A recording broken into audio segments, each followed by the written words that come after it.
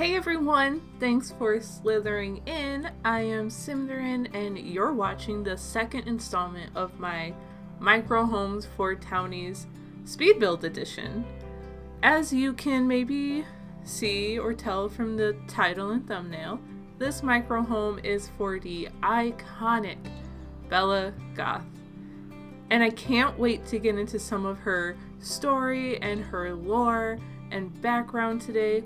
So be sure to stick around for a little bit and we'll start talking about those things. And don't forget to feed that YouTube algorithm with likes, subs, and even comments.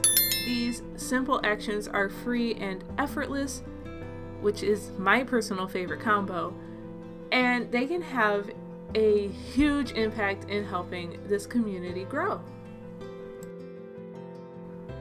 This Micro Homes for Townie series has been such a blast to work on so far, and I hope you are all enjoying it as well. The shape of this build is pretty much came together pretty quickly. I wanted to definitely stay in the 32 tiles window, keep it a micro home, and also try and keep some aspects of the Gothic style, which I feel like you can see mostly in the roof. I did have a Pinterest image up on my other monitor in order to try and stay within that theme. I also tried really hard to keep this home in Willow Creek and to keep it limited packs, much like I did with the micro home for Knox Greenberg. But I just had an epiphany and thought that it would fit so well in Strangerville, so we're about to move there. Here we are. And at this point, any hope for using limited packs kind of went out the window.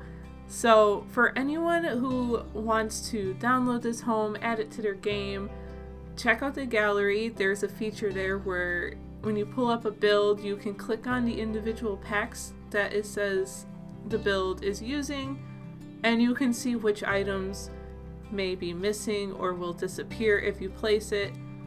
Sometimes you may be able to get away with using a different item or letting the game replace it itself, and as long as the build functions, we're okay, right? Awesome, right? Now, whether you're an OG simmer or a new simmer, at some point you've heard of Bella Goth. A version of Bella Goth has existed as an NPC in The Sims 1, 2, 3, and 4, as well as in The Sims Bustin' Out and The Sims Mobile.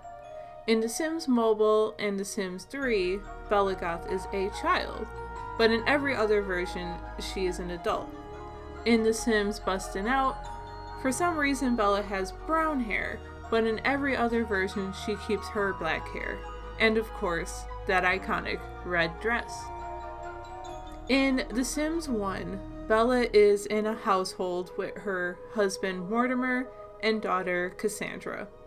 Between that version of the game and The Sims 2, Bella has had her second child, Alexander, but she's disappeared.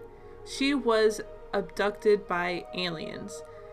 This is a huge plot point in the story of Pleasant View, which is the base game neighborhood in The Sims 2.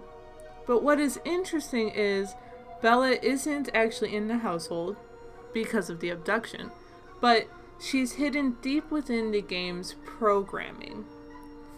All of this is personally very interesting, mostly because of my experience with the game.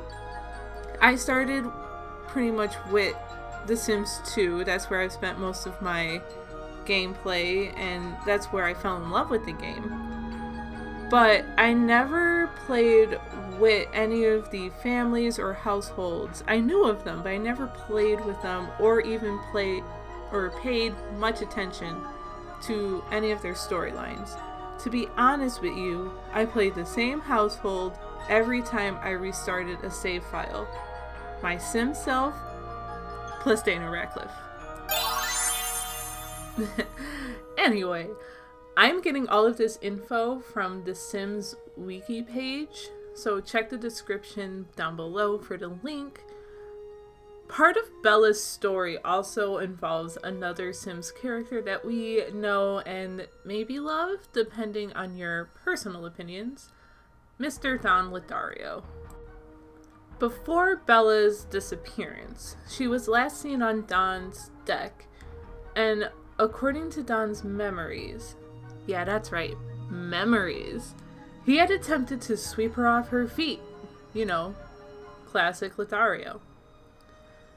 But there is also a version of Bella in Strangetown, which is another world seen in The Sims 2.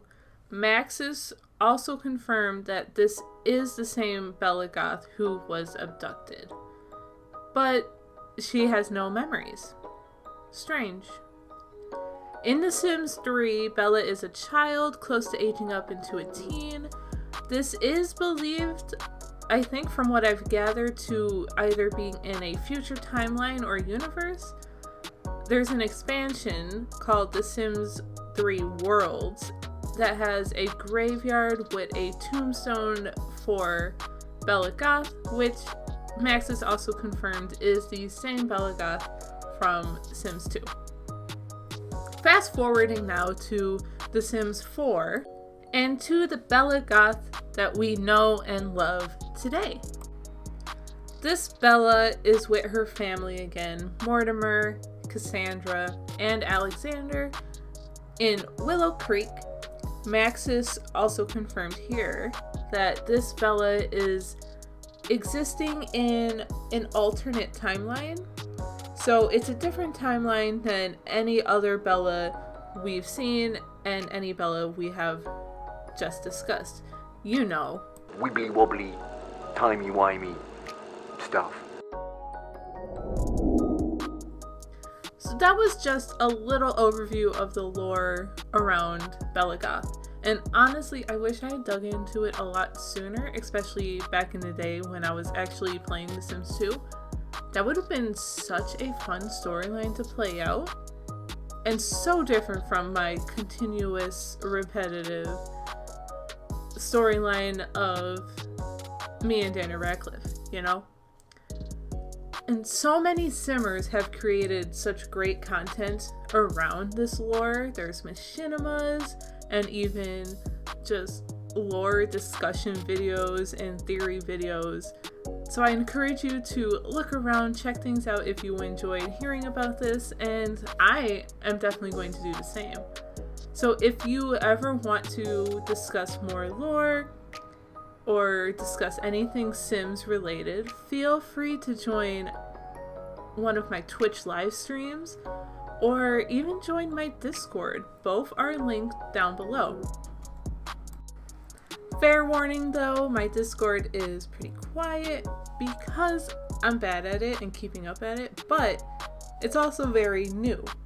So please have patience with me. We have talked through a lot of this speed build, so make sure you let me know down in the comments below how you liked hearing about Bella's lore and which Sims, Townie, or NPC would you like me to tackle next.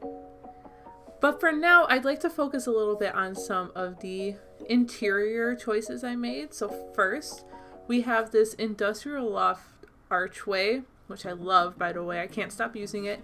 And it's looking out onto a deck that I made without touching our tile count, with one of those exterior decorative items kind of sized up and shrinked into the ground with the tool mod. So this was purely decorative. I absolutely love it, and I want to try it again on something bigger maybe. But I didn't really put anything out there. It's just purely decorative, as I said, and I'm not sure if it would actually even be functional for your Sims. Ta-da! I end up putting a image from the gallery of Bella and her family up over here by the bed. If I remember, I'll put the Name of the creator down below, because that was just right off the gallery, no CC. I even came up with a bit of a storyline for this build. What if Bella decided to move away from her family to Strangerville in order to find answers about her story and her lore? Strangerville would be the place to do it, don't you think? At this point, I remember that she needs a bathroom. So it's a small one with no sink, but I cluttered the kitchen sink with the toothbrush holder because if your Sims can wash dishes in the bathroom sink, then why not just brush your teeth in the kitchen sink? Let's just be backwards with it all around. We're nearing the end of our video now, so I want to open the floor up to any feedback on how this video was edited. Did you enjoy it? Do you want to see more like it? What can make it better? I'll be honest with you, I took a look at my requirements for YouTube partner before editing this video, and my watch time is embarrassing. So I'm trying some new things out to see what can work and what won't work. So your feedback is greatly appreciated.